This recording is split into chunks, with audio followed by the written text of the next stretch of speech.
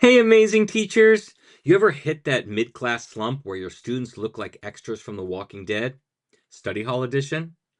Time to hit refresh with the easiest brain and body reset ever, the Stand If You poll. In the target language, of course. It's fast, it's fun, and sneaky language input disguised as movement.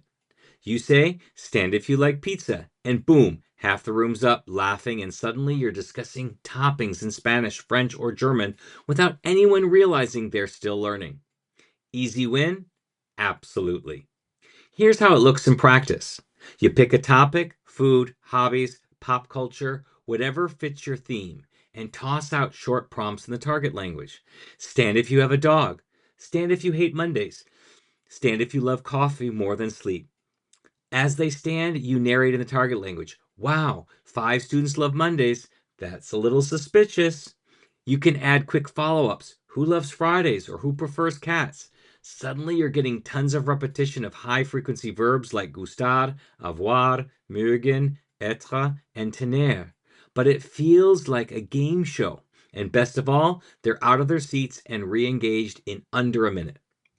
You can start this tomorrow. No prep. Just use your current vocabulary or unit theme. Do 1 or 2 questions at the start of class to wake everyone up or as a brain break when attention starts fading. Keep it short, keep it silly, and you'll see the magic.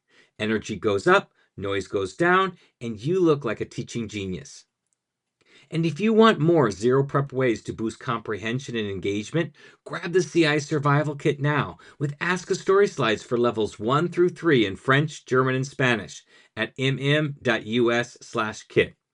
It's like having your own personal co teacher without having to share your coffee.